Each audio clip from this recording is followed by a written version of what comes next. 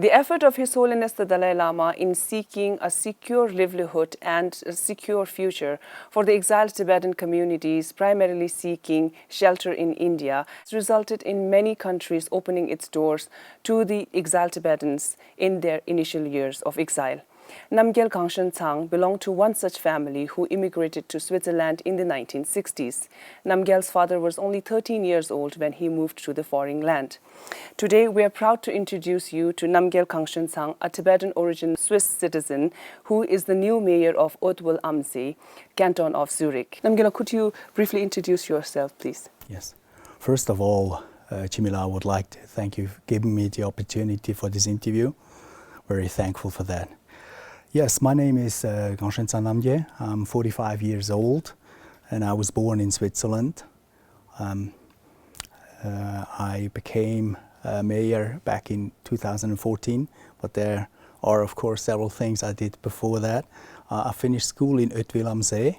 After that I did my vocational studies. Before joining the Swiss Army, I have spent 4 months here in Dharamsala at the Nechung Monastery. That was one of the best moments and times of my entire life. After the army, I joined the Swiss bank, the Zürcher Kantonalbank. I'm still working for. I did my studies in Zurich at the Zurich University of Applied Science, translation studies, the languages German, English and French. After my translation studies and working for several years, I did my master's degree in the United Kingdom in England at the Nottingham Trent University. That was back in 2007-08, and during that time I had the opportunity to meet His Holiness the Dalai Lama during a special audience. In the 90s, you spent a few months, like you said just now, in Dharamsala at Nechung Monastery. And last time when we talked about your visit, you said that it was very important for you to come to Dharamsala. And you said it holds a very special meaning as well, right? Would you like to talk to our audience about that? Well, Dharamsala is like home. Dharamsala is where our parliament is. Dharamsala is where our kashak is. And of course, I have friends and relatives in Dharamsala, and the most important thing is it's like the heart of the Tibetan community. That's my opinion, because His Holiness lives in Dharamsala.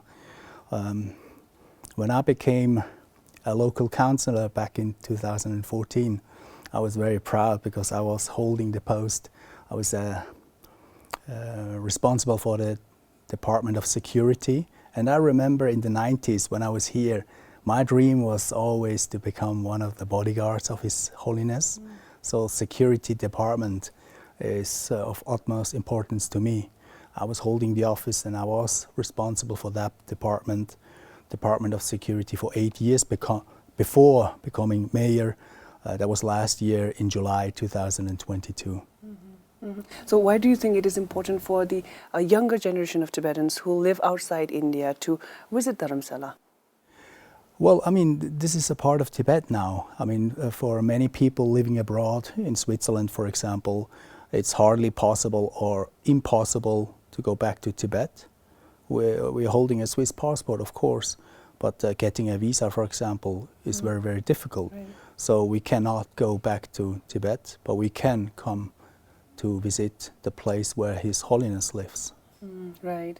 So what kind of challenges do you face as a Tibetan origin, Swiss citizen, pursuing a career in Swiss politics? And how do you, have you ever come across any such challenges? How do you overcome them? Where do you seek your motivation from?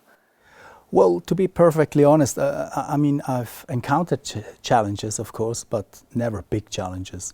The Tibetan community in Switzerland is respected, but that's not because the younger generation, such as myself, did a great work, or we're doing a great work. That's thanks to His Holiness and thanks to our grandparents and parents.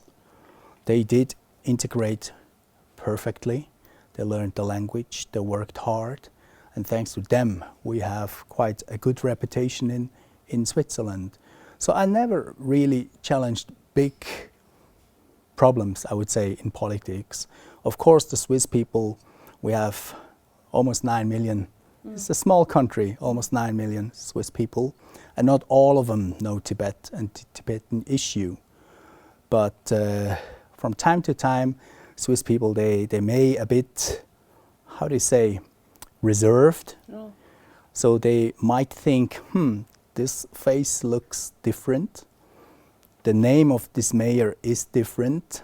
And they ask, where are you from? Are you Tibetan? Often they even add the second question, are you Tibetan? Mm-hmm. And I proudly say, yes, I am Swiss Tibetan.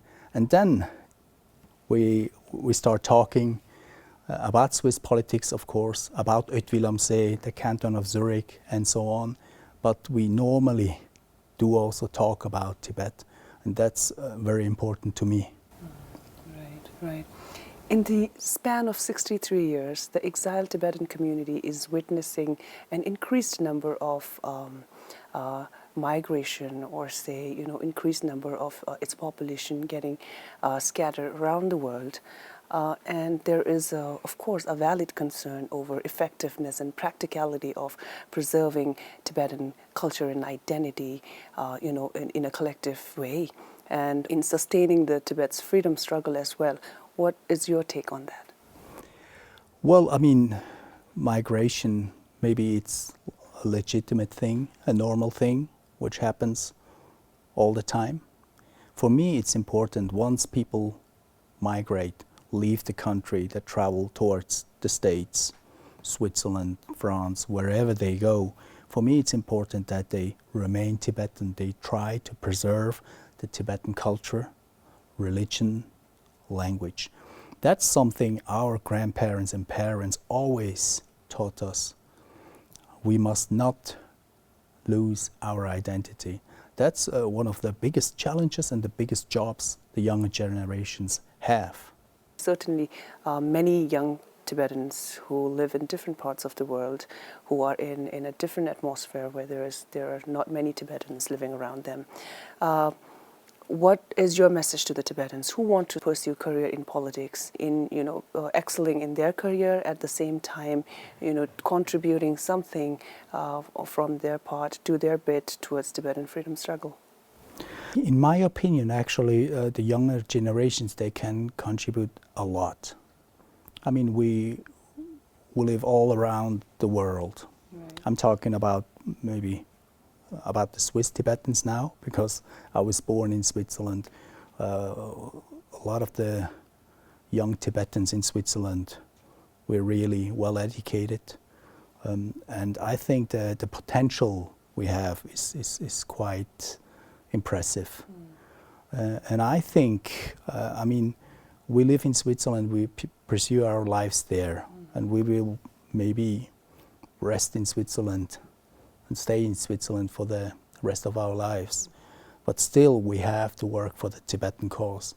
And I'm always saying that even if, my Tibetan isn't perfect.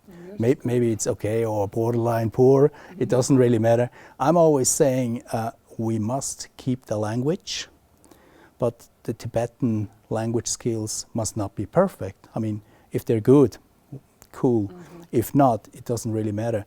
As long as we speak Tibetan, we can work for the Tibetan cause, and that's what I'm trying to do. I remember during a special audience back in '97, my father at that time was a member of the parliament, of the Tibetan parliament in exile. We had the opportunity to meet His Holiness, and during that special audience, His Holiness, I remember vividly, said we must study hard, and we must work for the Tibetan cause. And I kept that in mind all these years. And back in England, when I was studying there, I received the same message actually from His Holiness during another special audience. Work hard, study hard, and work for the Tibetan cause. And I'm living in Switzerland. I mean, I can't just come here to Dharamsala and work for the Tibetan cause here. We live all around the world. Yeah. We spread all around the world, but we have really big potential, and we have the means to gather all the knowledge we need to help the Tibetan cause, to support and to work for the Tibetan cause. Maybe it's hard, I must admit, sometimes to preserve our culture and language and religion, because we're always either working or studying at university or meeting friends who speak German or Swiss German or French, whatever. Definitely not Tibetan most of the time.